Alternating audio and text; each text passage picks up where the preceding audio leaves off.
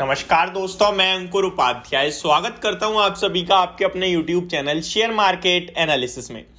दोस्तों यहां पे बात करूंगा आप सभी के साथ। जस्ट अभी अभी बैंक ऑफ इंग्लैंड ने अपने रेट हाइक्स का डिसीजन ले लिया है। हालांकि इनके बाजार से हमारे बाजारों पे कोई इंपैक्ट नहीं पड़ना, हम लोगों को मतलब होता है ज्यादातर और मेनली सिर्फ यूएस बाजार से। बट ठीक है, जो न्यूज है वो आप सभी के साथ शेयर कर रहे हैं। यहां भी रेट हाइक आ चुके हैं और रेट हाइक एग्जैक्टली मार्केट के अनुमान के हिसाब से आए हैं।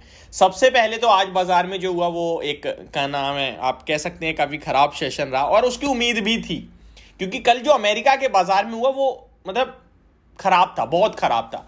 उनकी कमेंट्री देखा जाए तो आप चाहे शक्तिकांता दास जी की देख लें या फिर जेरोम पॉवेल साहब की, दोनों जगह कॉन्फिडेंस मिसिंग था, दोनों जगह ही कमेंट्री काफी खराब देखने को मिली आपको।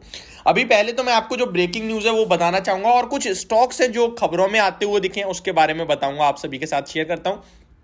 सबसे पहले यूके से जो न्यूज है, bank of England interest rate decision actual 3.5% 50 basis point का हाइक ले लिया है बैंक ऑफ इंग्लैंड ने अपने इंटरेस्ट रेट में, और इसी के साथ अब इनके इंटरेस्ट जो है वो 3.5% पे आते हुए दिख रहे हैं आपको। मैं आपको बताना चाहूंगा, अभी आपने कल यूएस में भी 50 बेसिस पॉइंट का रेट हाइक देखा है, और जो रेट हाइक आया उसके बाद जो यूएस का इंटरेस्ट रेट है वो भी मैं आपके साथ शेयर कर देता हूं। मैंने कल ही शेयर करा था बट अभी मेरे दिमाग से ही निकल गया कितना था। तो जो इंटरेस्ट रेट यूएस ने कल के सेशन में बढ़ाया है वो आपके लिए अभी हो चुका है आपका, कल 50 बेसिस पॉइंट का रेट हाइक आया है यूएस में, और मैं ही भूल गया, मैंने आपके साथ वीडियो शेयर करी थी और मैं ही भूल गया कि कितना हुआ है। बट नो इश्यूज, मैंने अपने टेलीग्राम चैनल पे डाल रखा है तो मैं वहां से आपको देख के बता देता हूं। जी हाँ, 4.5% पे अब उनके इंटरेस्ट रेट है और 7.1% पे इन्फ्लेशन है, मतलब अब 2% के समथिंग का गैप रह गया है। बैंक ऑफ इंग्लैंड अभी भी इंटरेस्ट रेट आप देखेंगे तो 3.5% पे आए हैं इतने 50 बेसिस पॉइंट का हाइक लेने के बाद, और मार्केट का जो अनुमान था वो भी 50 बेसिस पॉइंट के ही अनुमान था। तो एग्जैक्टली जो मार्केट का अनुमान था उसी हिसाब से रेट हाइक्स आते हुए दिखे। इसका कितना इंपैक्ट पड़ेगा, बिल्कुल नहीं पड़ेगा। ये एक खबर थी जो आप तक पहुंचानी थी जनरल नॉलेज के हिसाब से, बाकी मार्केट से रिलेटेड इसकी कोई भी वैल्यू नहीं है। अब आते हैं अमेरिका के बाजार पे। अमेरिका के बाजार की बात करें तो डाउ फ्यूचर्स जरा देख लीजिए आप। मेरे पास एक कमेंट आया था डाउ फ्यूचर्स हम कैसे चेक कर सकते हैं, तो मैं वही investing.com, फिर मेरे पास कमेंट आया कि वहां पे 15 मिनट लेट चलता है, इस तरीके की कुछ आप लोगों ने कहा। तो फिर इसके लिए आप जब डाउ जोन्स ओपन होते हैं तो वहां पे आपके लिए इजिली बहुत सारे प्लेटफॉर्म है जहां से आप देख सकते हैं।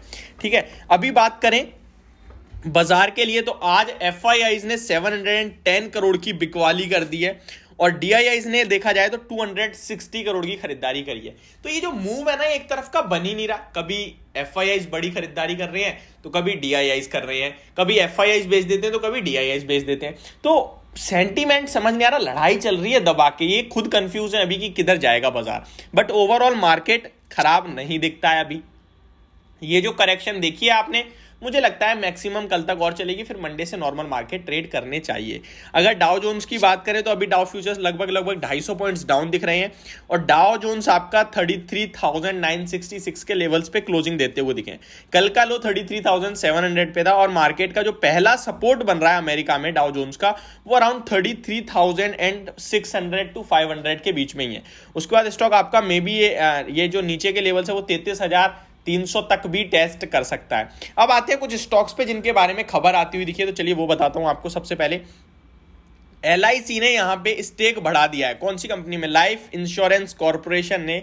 एलआईसी के लिए खबर नहीं है, खबर है एलआईसी ने स्टेक बढ़ाया है। किसमें? एचडीएफसी एएमसी में, वो भी छोटा मोटा नहीं, 2% से ज्यादा का स्टेक यहां पे बढ़ता हुआ दिखा है एचडीएफसी एएमसी में। Company rises stake in HDFC AMC to 9.053% from 7.024%। तो 2% से ज्यादा का स्टेक एलआईसी ने बढ़ा दिया है एचडीएफसी एएमसी ने। तो ये स्टॉक डेफिनेटली आपको अपने लॉन्ग टर्म पोर्टफोलियो के हिसाब से रडार पे रखना चाहिए। विप्रो के लिए कुछ खबरें आई हैं। मल्टी ईयर ट्रांसफॉर्मेशन की पार्टनरशिप हुई है, इसके लिए मैं आपके लिए एक डिटेल्ड वीडियो बनाऊंगा। हालांकि कुछ ज्यादा इंपैक्ट नहीं पड़ेगा, इस तरीके की डील्स आती रहती हैं कंटिन्यू इन स्टॉक्स के लिए। कुछ स्टॉक्स जो आपको कल के सेशन में स्प्लिट और बोनस के रिगार्डिंग ट्रेड होते हुए दिखेंगे, वो मैं आपके साथ शेयर करना चाहूंगा। पहला स्टॉक है ग्लॉस्टर, 1:1 के रेशियो में बोनस है कंपनी का। कल एक्स डे ट्रेड होगा, यानी कि आज जो भी प्राइस है उसके आधे प्राइस पे कल आपको दिखेगा, लेकिन आपके पास अगर एक शेयर है तो 2 शेयर हो जाएंगे, ठीक है। नेक्स्ट है सीएल एजुकेट, ये भी 1:1 के रेशियो में बोनस देता हुआ दिखेगा, सेम सिचुएशन अप्लाई है। नेक्स्ट स्टार हाउसिंग फाइनेंस, 1:1 के रेशियो में बोनस देता हुआ दिखेगा, प्लस स्टॉक स्प्लिट भी है कंपनी का, 10 की फेस वैल्यू से 5 की फेस वैल्यू में आ रहा है। यानी कि आपके पास अगर एक शेयर है तो बोनस के रूप में आपके 2 हो जाएंगे और टोटल आपके 4 हो जाएंगे, यानी एक के बदले आपके 4 शेयर हो जाएंगे स्टॉक स्प्लिट और बोनस के चलते, और उसी रेशो में स्टॉक का भाव भी डेप्रीशिएट हो जाएगा। तो ये कुछ ब्रेकिंग। एक और स्टॉक यहां पे आपके लिए SNT कॉर्पोरेशन लिमिटेड, जो कि 10 की फेस वैल्यू से 2 की फेस वैल्यू पे आ रहा है, यानी अगर आपके पास एक शेयर है तो आपके 5 शेयर हो जाएंगे। तो ये अभी की मेरे हिसाब से एक ब्रेकिंग न्यूज, जो कि बैंक ऑफ इंग्लैंड ने 50 बेसिस पॉइंट से रेट हाइक कर दिए हैं, और कुछ स्टॉक जो कल के लिए रडार पे रहने चाहिए आपके। होप आपको ये वीडियो समझ में आई होगी, पसंद भी आई होगी। एंड अगर आप मेरे साथ जुड़ना चाहते हैं टेलीग्राम के माध्यम से तो आप जुड़ सकते हैं, लिंक आपको डिस्क्रिप्शन में मिल जाएगा। मैं आपको बता दूं यहाँ पे हमारा एक चार्ज है 999 पर मंथ का, और आप चाहें तो 3 महीने का 2000 में भी खरीद सकते हैं, जिसमें हम आपको portfolio management, live interact plus अपनी तरफ से जो डेली बेस पे कॉल्स होती हैं वो हमारी तरफ से प्रोवाइड होती है।